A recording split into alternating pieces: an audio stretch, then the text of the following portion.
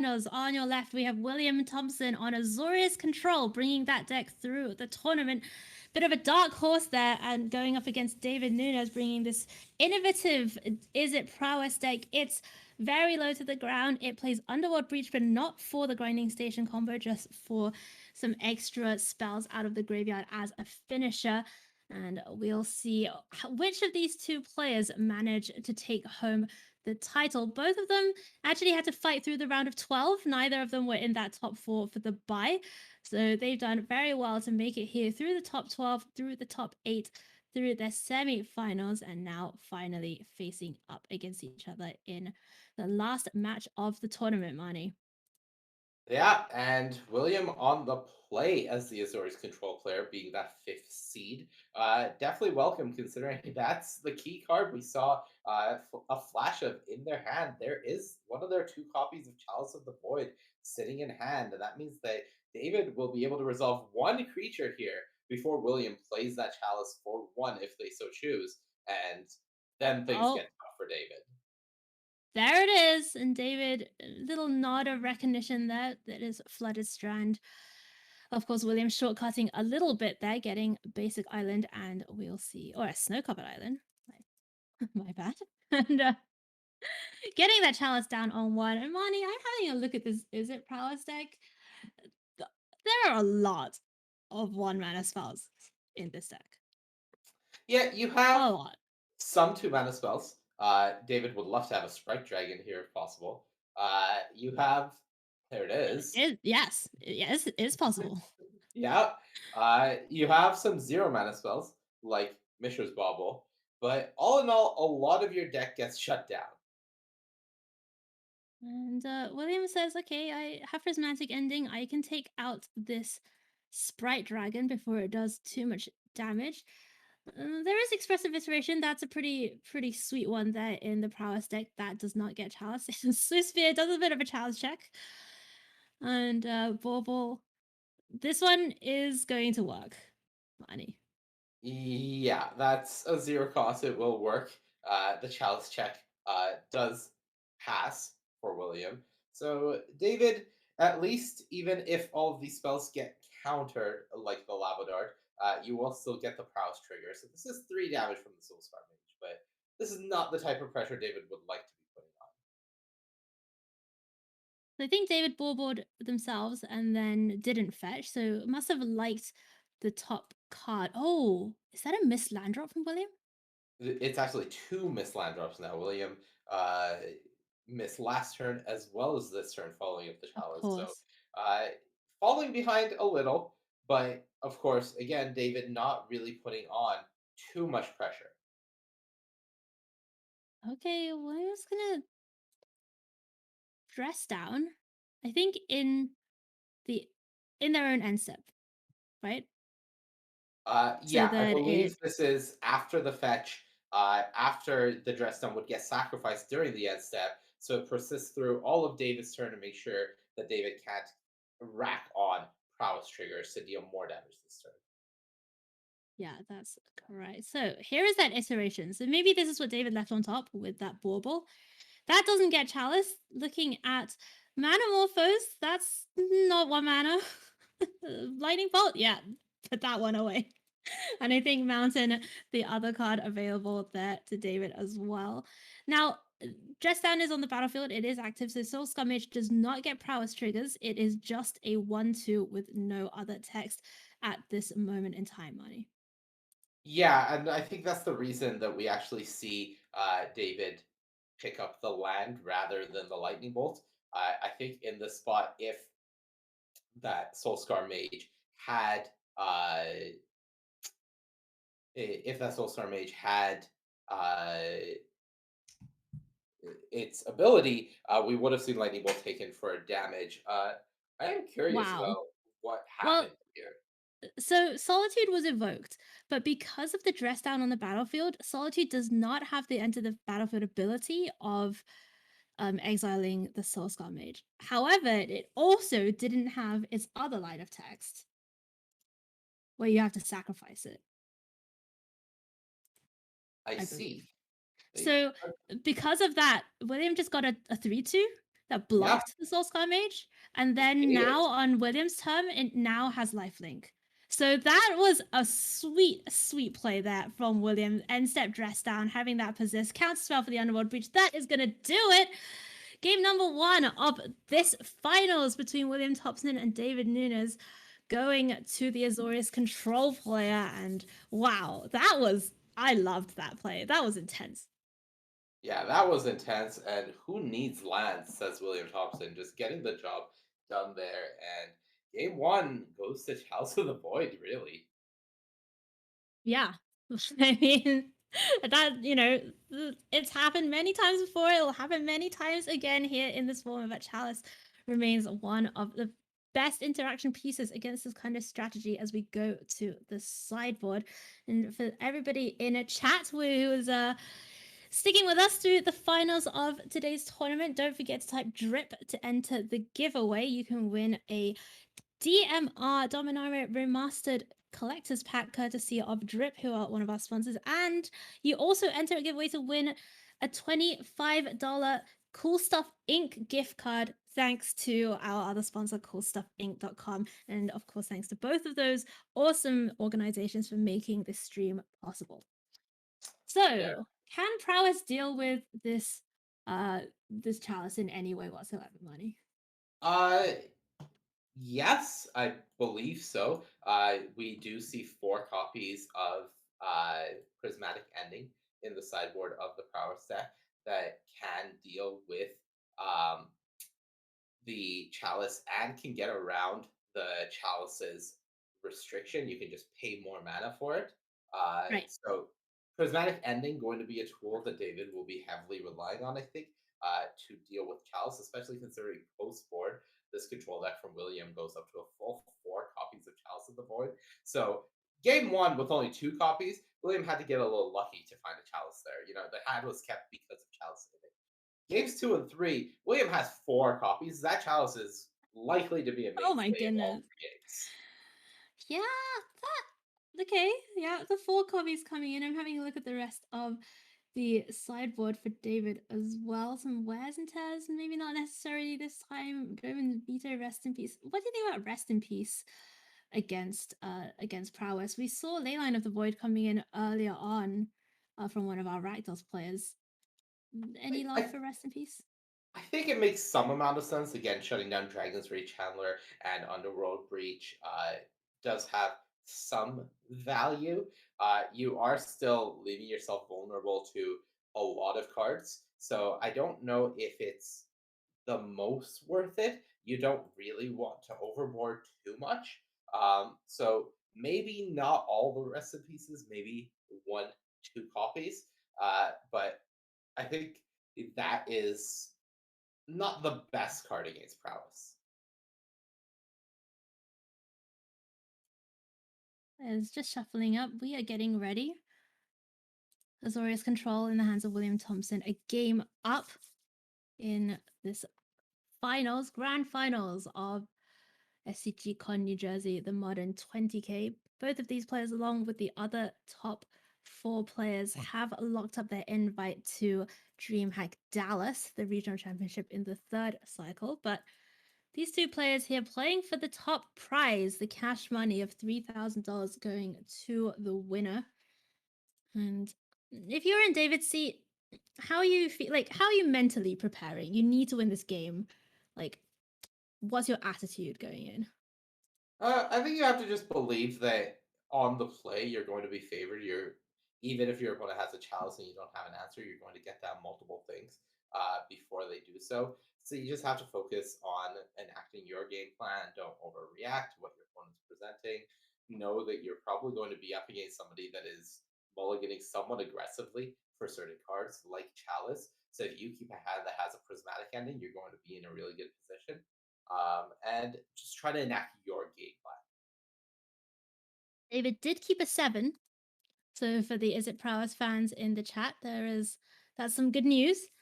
And William is going to go down to 6, maybe as you said, Mani, kind of looking for some cards like that chalice that was so impactful in game number 1.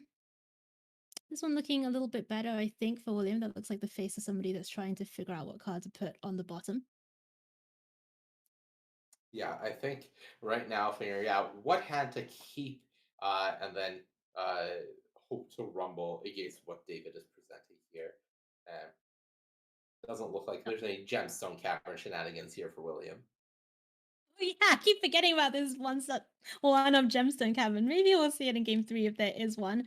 Tap lands for both players to start out with. So no turn one threat for David. Let's see what there is on turn number two. It is Sprite Dragon followed up with Bauble. And that Sprite Dragon can grow very, very quickly, Money. I'll It give it a definitely chance. can. William would love to find something like a Teferi to bounce it, shrink it back down, but it is definitely a card that is extremely threatening here. And this is the first test for William: is A, do you have Chalice, and or B, do you have an answer to this Dorat, aka Sprite Dragon? I mean, even if you bounce it with Teferi and then Teferi's on one loyalty, it just comes back in with haste, right? Like it's not ideal, even though it obviously does stop you from It's a dying. reset, right? It just buys Right. you time. It doesn't actually accomplish anything. Well, this does accomplish something. It is prismatic ending that's going to take care of the Sprite Dragon. Let's see what David has to follow up with. I'm just peering a little bit at the hand. It looks like Manamorphose. I think there's a lightning bolt in there as well. This, David, keeping that hand with just the Sprite Dragon as the main threat does seem maybe a little bit like it was a little threat light, shall we say? And here's Rest in Peace, and David is looking at Underworld Breach in hand, thinking, "Oh my goodness, like the game plan is somewhat being torn apart here, Manny." It definitely is. David does have one prismatic ending in hand, and I think that's part of the reason that they did end up keeping this hand was having that answer to a potential chalice as well as a threat. So I can see David's point of view making sense in the key here. Now we may see them forced to fire off this ending at this recipe, though the damage is already done here. So it is a question of how scared David really is of this recipe. I think we're gonna find out relatively soon. Phew, there's a threat at least. Monastery Swiftbeard comes down. Yep. Get rid of that Rest in Peace now. That's a prowess trigger. And they need to figure out whether that ending goes to the graveyard or to exile. We think we decided it's going to the graveyard, and the beats are finally starting to drip through, shall we say.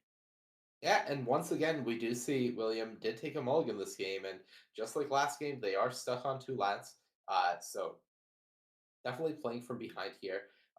But just like last game, we may see a dress down into solitude play that is able to turn things around, perhaps, and now getting a Teferi down, just bouncing the Monastery Swiss Spear. These are all nods to buying time and William feeling confident that, okay, well, yes, you can replay that Monastery Swiss Spear. And I was going to say Oh, deal with the hello. Teferi, but not so much. Uh, No, it's gonna be subtlety. Out of the hand, evoked. Pitching, I think that's a supreme verdict being pitched there to it. And this doesn't achieve a huge deal for William in terms of board presence or necessarily value, but what it does do is keep this Teferi alive money for one more turn at least. exactly. And that may be enough once you're able to start upping the Teferi against an empty board. And William has drawn some cards here. This may be enough to really be the full stabilizing factor.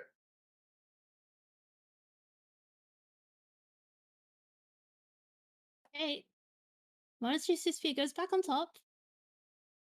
Lava Dart your Teferi. Okay, so that plan of trying to save Teferi did not work out. But the board is clear. William does get to untap, has a bunch of cards in hand, has been stuck on mana. Oh, and that's a pass back once again. Counter spell says no to the Monastery Swiftspear, but you've got to imagine. Oh, putting Gigantha in hand. Giganta in hand. Yeah, the name of the game for It's uh, time! It's Gigantha beats time. yeah, the name of the game is keep a creature off the battlefield for David Nunes. If you are William Thompson, can you keep Giganta off the board? That's the Yes, question. you can. Well, look, if you don't have lands in your hand, you've got to have something, right? You've got to have spells.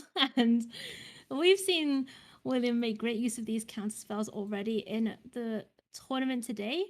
And here is another copy of Teferi, and this time Teferi gets to go up, and that is going to be a huge headache now for David to deal with Teferi on 5 loyalty. Yeah, Teferi on 5 loyalty, well, it was going to be Oh, before. nope. It's There's that fine. It's gone. God, the William's power of just these like, you white know what? cards. I know. It's crazy.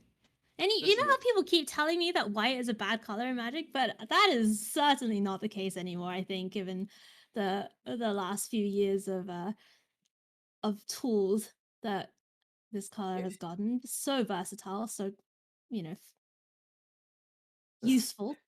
Yeah, the Sacred Foundry in David's deck is really working overtime, and I think William would love to find a spreading seas to kind of take that out of the equation because it's these prismatic endings that really allow David to deal with the problem cards for William, the chalices and the rest in pieces, and the Teferi. So the fact that this one Sacred Foundry is doing so much heavy lifting has just been a massive headache for William. I think David has another one in hand as well, another ending. And we do still know about that Underworld Breach in hand as well, and I think that Oh, is why we see David fire off that lightning bolt at Williams' face on that end step, is just setting up oh. Breach to eventually take over this game. How about this expressive iteration off the top for David Nunes? Is it mages everywhere? Love to see this card come from the top of the library because it means you can go deeper. The fourth copy of ending. We probably don't need that one right now. Bauble is going to be the one to be played, and I think that was a blue spell going to Spell Pierce. hand, Money. That was a Spell Spell Pierce. Pierce picked Okay, up for David. that's a Bauble, great pickup. William did ask the famous question when that iteration got cast of cards in hand, so just trying to get a better sense of Oh, the numbers that they are fighting up against.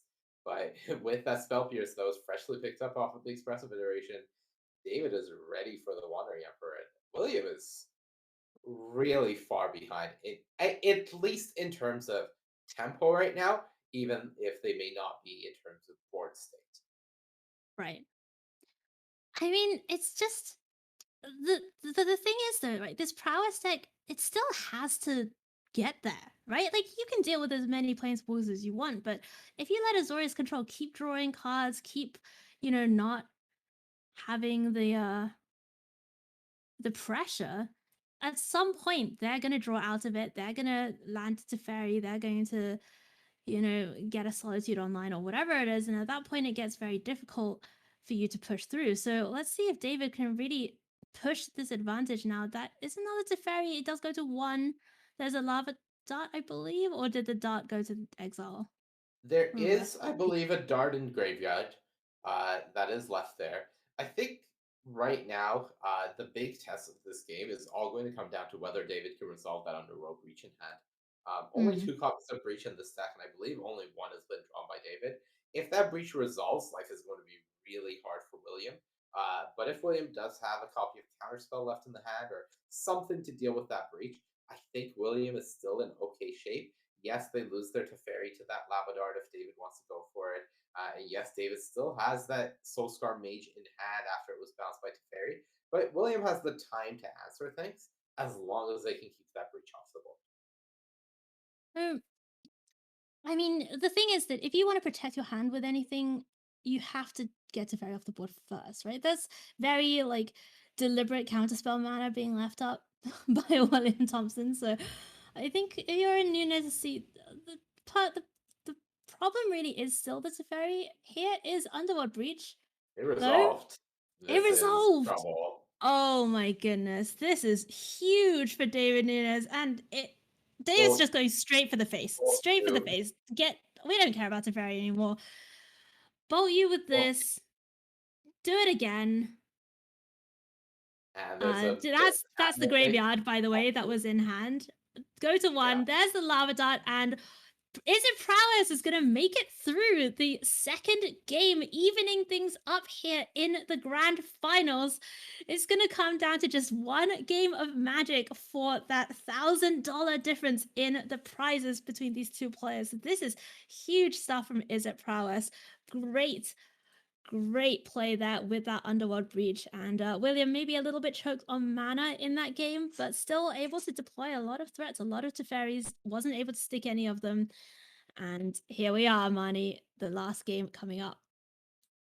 Yeah, one game for all the marbles here between William Thompson and David Nunes. And, it, the power of Underworld Breach in this is a Prowess deck. This is the second time we've seen it now from David today. And both times it's just been the game has been scrappy. The game has been scrappy. The game has been scrappy. Breach ends it.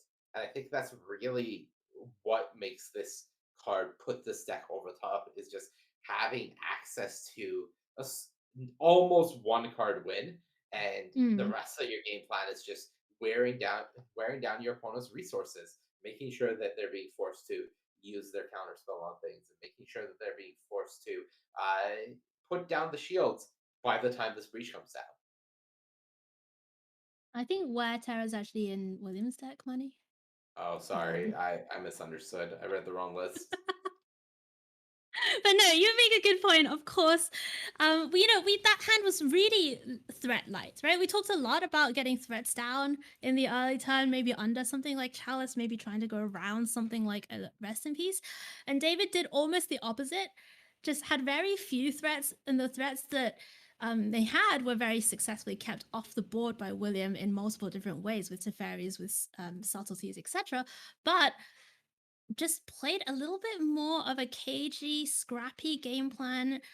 Had drew the prismatic endings. Those were so key getting those problematic permanents off the battlefield, and able to finally just win with that flurry of burn spells off Underworld Breach. So great stuff here from the Prowess deck.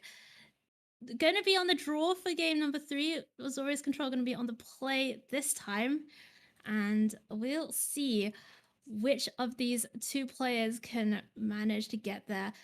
Players looking at their opening hands now. And we're hoping, of course, as is everyone at home, for some great hands here from both players. And looks like David is happy and William's happy. Let's go. All right, we have keeps. We have land drops. Let's see if William has one of those powerful 2 mana plays on turn 2. I think I see a blue card in David's hand, so David may be able to leave up a Spell Pierce if that is the case for a potential turn 2 chalice from William. By the way, we've seen David time and time again bauble themselves. And I love that. I think, like, the instinct often, I think it's to bauble your opponent.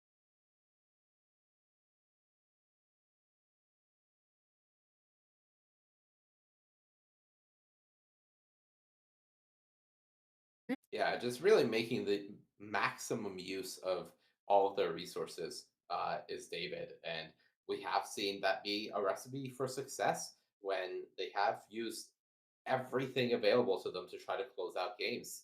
Multiple times it has been the last card in hand, the last card exiled in graveyard to Underworld Breach that has been closing things out. And that comes from min maxing all your resources up until that. So David did not leave up Spellpierce mana, but William also did not have a turn to disruption piece. And we are back over to David, who does have one threat, the Soul Scar Mage, but we have seen William being very good at answering these individual threats over the course of the tournament today. Yeah, all's fair here. And we'll see as David now fetches that all important Sacred Foundry that we saw in the previous game, whether there is a follow up in terms of threats or because of cards like Spell Pierce, we're just going to see David start sitting back now. There is a follow up in terms of threats. It is Sprite Dragon. Here again, that is going to get countered. Soul Scar Mage coming in for just 1. And if David wins the tournament today, like, the MVP will 100% have been that Sacred Foundry. Oh, Like, absolutely. not even close. Without a doubt. Teferi does come down. Soul Scumage gets sent back to hand. That one does not have haste. But we're going to start off with Mana Morphos for David. What does that say Yeah. to you? I think it's just trying to get a better sense of how you're deploying your threats this turn, um, and whether you're deploying all of your threats or not. As you don't, you know that you're going to be killing Teferi if you do have a haste creature, anyways. So you don't need to save the Metamorphose for after. You just want to be smoothing out. And one of the things that it definitely says is you may be missing land drops, which is what happens today. That is true. We have seen William being the one to miss land drops recently, but David is on the other side of that now. Supreme Verdict did clear out the first two threats. David, handful of one drops. The opposite, really, of last game's curve out. So Soul Scar Mage and Dragon's Rage Channeler coming down once again, and William's gonna do a little bit of clearing up. Bounce one, ending the other. And now David has to find another piece of burn or another haste creature to do something about this Teferi, and there it is.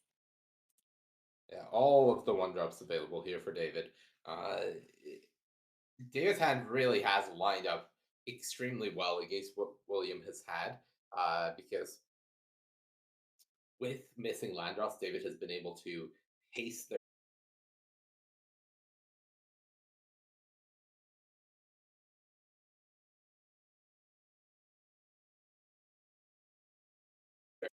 Yeah, just what if it else gets windmilled into the graveyard? Stop your Yeah. slammed onto that to fairy, and you are seeing just the sheer power of this prowess deck when they are able to line up cards against the right threats.